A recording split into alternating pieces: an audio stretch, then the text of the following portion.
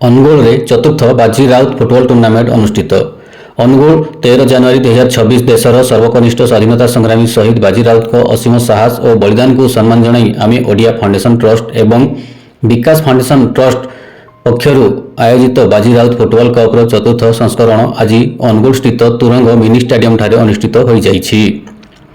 ମାନ୍ୟବର ପ୍ରଧାନମନ୍ତ୍ରୀ ଶ୍ରୀଯୁକ୍ତ ନରେନ୍ଦ୍ର ମୋଦି ଦିଗଦର୍ଶନ ଏବଂ କେନ୍ଦ୍ର ଶିକ୍ଷାମନ୍ତ୍ରୀ ତଥା ସମ୍ବଲପୁର ସାଂସଦ ଶ୍ରୀଯୁକ୍ତ ଧର୍ମେନ୍ଦ୍ର ପ୍ରଧାନଙ୍କ ପରିକଳ୍ପନାରେ ଆୟୋଜିତ ଏହି ଟୁର୍ଣ୍ଣାମେଣ୍ଟ ମାଧ୍ୟମରେ ଓଡ଼ିଶାର କ୍ରୀଡ଼ା ପ୍ରତିଭାମାନଙ୍କୁ ଏହି ବଡ଼ ପ୍ଲାଟଫର୍ମ ଯୋଗାଇ ଦିଆଯାଉଛି। ବାଜି ରାଉତ ଫୁଟବଲ ଟୁର୍ଣ୍ଣାମେଣ୍ଟ ଢେଙ୍କାନାଳ, ଅନୁଗୁଳ, ସମ୍ବଲପୁର ଓ ଦେବଗଡ଼ ଜିଲ୍ଲାର ବିଭିନ୍ନ ସ୍ଥାନରେ ମ୍ୟାଚ୍ଗୁଡ଼ିକ ଅନୁଷ୍ଠିତ ହେଉଛି।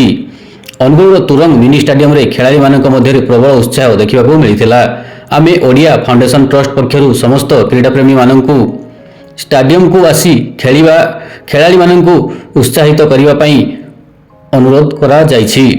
ଏହି କାର୍ଯ୍ୟକ୍ରମରେ ଅନୁଗୁଳ ବିଜେପିର ପୂର୍ବତନ ଜିଲ୍ଲା ସଭାପତି ଡିଲେଶ୍ୱର ପ୍ରଧାନ, କୋଷାଧ୍ୟକ୍ଷ ବିଶ୍ୱଜିତ ମିଶ୍ର, ମଣ୍ଡଳ ସଭାପତି ତଥା ତୁରଙ୍ଗ ସରପଞ୍ଚ ସମରେନ୍ଦ୍ର ଦେହୁରୀ ଏବଂ ତୁରଙ୍ଗର ପୂର୍ବତନ ସରପଞ୍ଚ ସନ୍ତୋଷ କୁମାର ଥାମ୍ବା ଯୋଗ ଦେଇଥିବା ବେଳେ ଆମେ ଓଡ଼ିଆ ସଂଗଠନ ସମ୍ପାଦକ ଶ୍ରୀ ସଂଗ୍ରାମ ପାତ୍ର ଅତିଥିମାନଙ୍କୁ ଧନ୍ୟବାଦ ଅର୍ପଣ କରିଥିଲେ।